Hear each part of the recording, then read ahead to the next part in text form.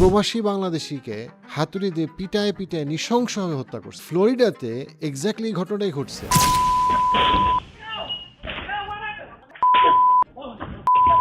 আপনার নিরাপত্তার একটা বড় অংশ আসলে একটা গল্প, একটা বয়ান, এটা একটা কল্পনা। আমার সন্তান আসলে কতটুকু সেফ?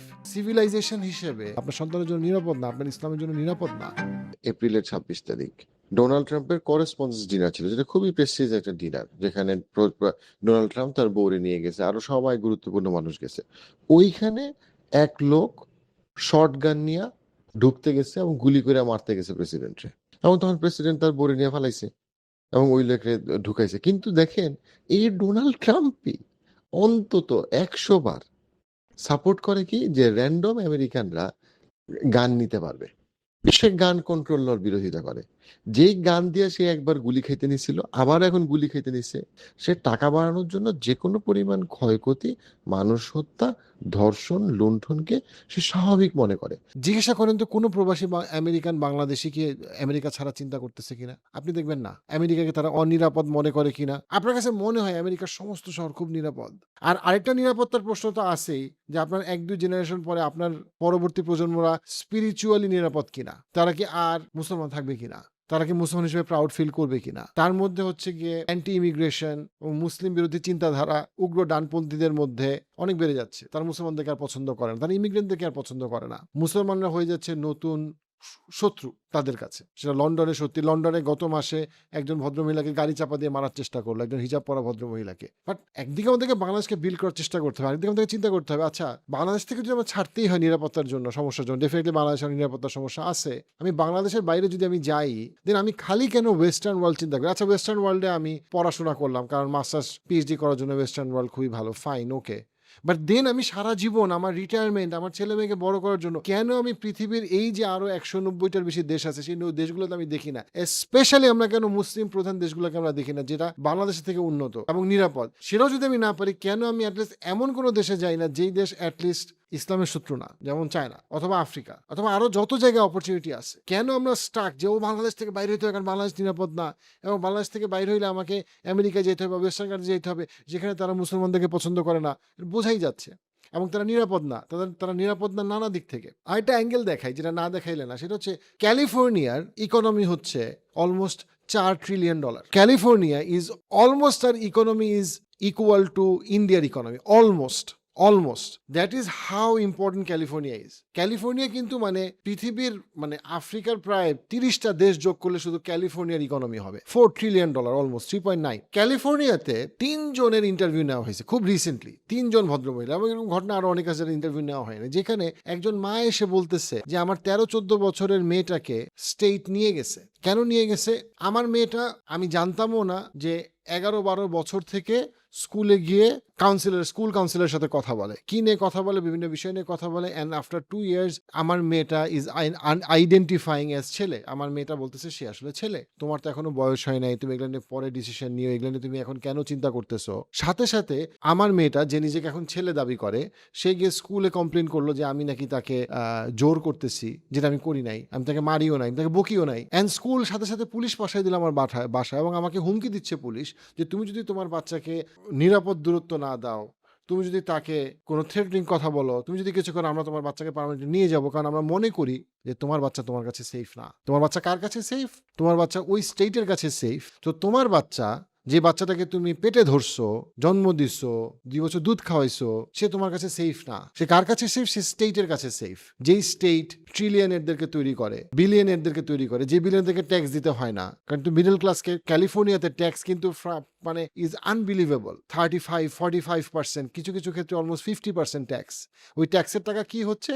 ট্যাক্সের টাকা দিয়ে আপনার বাচ্চাকে তারা নিয়ে যাচ্ছে। কেন নিয়ে যাচ্ছে? কারণ আপনার 14-15 বছরের বাচ্চাকে আপনি বলছেন, ও আমার মনে হয় তোমার এখন, তুমি তো দেখতে মেয়েদের মতো, আমি জানতাম তুমি মেয়ে, এখন তুমি বলতেছো তুমি ছেলে, এটা আমার কাছে ঠিক মনে হচ্ছে না, আমার মনে হয় তুমি যেটা রিথিঙ্ক করো। এবং এই কথাটাতে আপনার মেয়ে ট্রমাটাইজড, আপনার মেয়ে সেফ স্পেস পাচ্ছে না, আপনার মেয়ে অ্যাবিউজড ফিল করতেছে, এবং এই জন্য সে স্কুলে গেছে এবং স্কুলের কাউন্সিলরকে বলছে, এবং স্কুলের কাউন্সিলর আপনার মেয়েকে, যে নিজেকে এখন ছেলে মনে করে, এত ভালোবাসে যে সে আপনার থেকে নিয়ে গেছে, কারণ মেয়েটাকে তার নিরাপত্তা দেওয়া লাগবে। কারণ আপনি মা, আপনি তার জন্য নিরাপদ না, আপনার কলিজার টুকরা আপনার সন্তান, যার জন্য আপনি জমি-জমা সব লিখে দিতে পারেন, অ্যাপারেন্টলি আপনি তার সাথে আর কথা বলতে পারবেন না। অ্যান্ড আমাকে বুঝতে হবে যে ক্যালিফোর্নিয়া আসলে মুসলমানদের জন্য খুবই সেফ। ক্যালিফোর্নিয়া খুবই সেফ, মানে কোনো খুব সেফ। মানে এই যে ঘটনাগুলা একদম অথেন্টিক, আপনি বাবা-মার রেফারেন্স সহ আপনি পাচ্ছেন, পরিচয় পাচ্ছেন, and you can see that they are highly educated এবং তারা মোস্টলি খ্রিশ্চান। তাদের কনসার্নগুলো তারা শেয়ার করতেছে। Who cares? Trillion dollar economy. এখন আপনি বলবেন, ও ক্যালিফোর্নিয়ার রাস্তা এত সুন্দর, গাছ এত সুন্দর, ওইখানে হলিউড আছে, ওইখানে এত সুন্দর সুন্দর দামি গাড়ি আছে। কি করো ভাই আমি এগুলা দিয়ে? আমার সন্তান আসলে কতটুকু সেফ?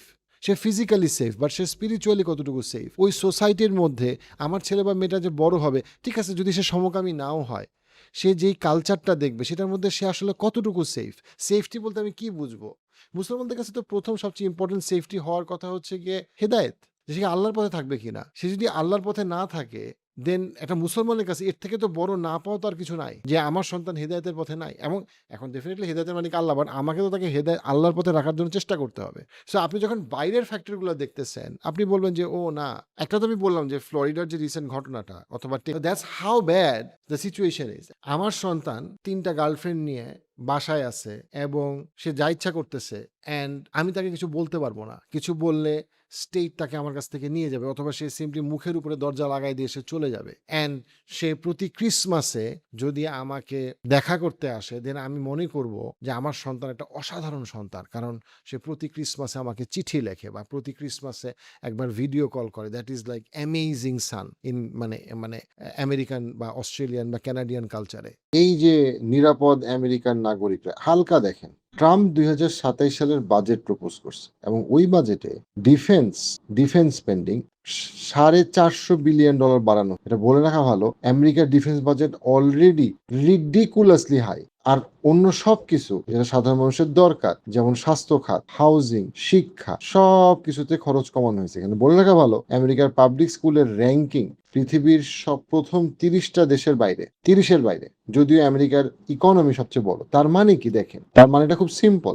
আপনি যখন আমেরিকান নাগরিক, আপনি আসলে আমেরিকান কর্পোরেশনের কাছে বন্দী, জিম্মি। ডিফেন্স বাজেট বাড়ানো হয়েছে কারণ ডিফেন্স বাজেটের প্রায় পুরাটাই আমেরিকার বড় বড় কর্পোরেশন যেমন ব্ল্যাক রক, ভ্যানগার্ড, রেথিয়ন, এরা ঘুরায় ফিরায় পায়। আর হেলথ, হাউজিং, এডুকেশন কমানো হয়েছে কারণ তারা আসলে নাগরিকের জন্য সুবিধা দিতে চায় না। নাগরিকের সুবিধা দেওয়া তাদের দায়িত্ব না। ব্যাপারটা এরকম যে আপনি যে কোম্পানিতে কাজ করেন, সেই কোম্পানি আপনার থেকে যত পারে এক্সপ্লয়েট করতেছে এবং আপনার স্যালারি কমাইতেছে এবং আপনাকে ওভারটাইম খাটাইতেছে, এবং আপনি কিছুই বলতেছেন না কারণ আপনি বিশ্বাস করেন আপনার কোম্পানি আসলে আপনার বিপদের সবচেয়ে বড় বন্ধু। আসলে আপনার কোম্পানি আপনাকে এক্সপ্লয়েট করতেছে। সো আমেরিকান গভর্নমেন্ট আমেরিকান সাধারণ মানুষকে এক্সপ্লয়েট করতেছে, এবং এক্সপ্লয়টেশন শুধুই বাড়বে কারণ যে কোম্পানিগুলোর কাছে আপনি বন্দী, সেই কোম্পানিগুলো প্রফিট ছাড়া কিছুই চিন্তা করে না। এবং সেই কোম্পানিগুলো আপনাকে বুঝাইছে একটা গল্প যে আমেরিকার পুলিশ, আমেরিকার নাগরিক, আমেরিকার সরকার তোমার পাশে আছে, যেখানে আসলে ওরা অ্যাবসলিউটলি আপনার পাশে নাই। রিসেন্টলি একজন আমাকে বলছে যে ও, আপনি যে একটা উদাহরণ দেখেন যে ঢাকাতে আপনারা যে যত খাবার খান, সব খাবার হচ্ছে গিয়ে পচা খাবার, নষ্ট খাবার, পৃথিবীতে আর কোথাও ভেজাল খাবার মিশায় না ইত্যাদি। আমি তাকে বললাম যে ভাই, আপনি আমেরিকাতে বেশিরভাগ সাধারণ মানুষ, ইভেন যারা প্রবাসীরা, ম্যাকডোনাল্ডসে খায়। ম্যাকডোনাল্ডসের খাবার কি পুষ্টিকর?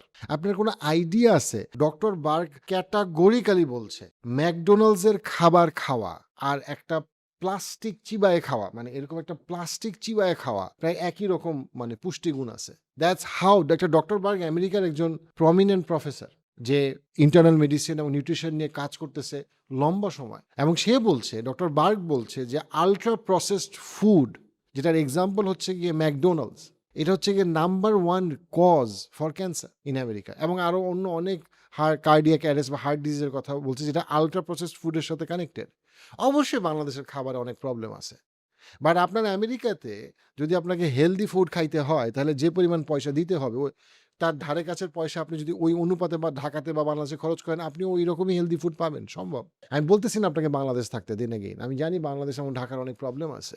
আমি আপনাকে বলতেছি, try to understand that the West is declining, and why would you decline with the West? Try to understand যে আপনি কেন আপনার মেধাকে এমন একটা দেশে এবং আপনার রিসোর্সকে এমন একটা দেশে সারা জীবন ইনভেস্ট করবেন এবং ওইখানে আপনি রিটায়ার করবেন, ওইখানে আপনি সারা জীবন থাকবেন, যেটা আপনার জন্য নিরাপদ না, আপনার সন্তানের জন্য নিরাপদ না, আপনার ইসলামের জন্য নিরাপদ না। হ্যাঁ, কিছু এক্সেপশনাল সোসাইটি কমিটি তৈরি হইছে, বাট অ্যাজ আ হোল এটা মুসলমানদের জন্য নিরাপদ না। একদিকে এটা ইকোনমিক্যালি ডিক্লাইনিং, আরেকদিকে এটার সিভিল যে কনফ্লিক্ট এবং ক্ল্যাশ এইটা বাড়তেছে এবং you can clearly see that তারা তাদের ভ্যালুজ এবং মোরালিটি সব হারায় ফেলতেছে। সো কোন সময় আপনি আসলে মনে করবেন যে আপনার জন্য ওয়েস্ট আসলে সেফ না? কি হইলে আপনি মনে করবেন যে ওয়েস্ট আসলে সেফ না? কেন ওই সময়টা অলরেডি আসে নাই? এই ভিডিও ক্লিপসগুলো যদি আপনি মিস করতে না চান, পার্সপেক্টিভ ক্লিপসে সাবস্ক্রাইব করুন।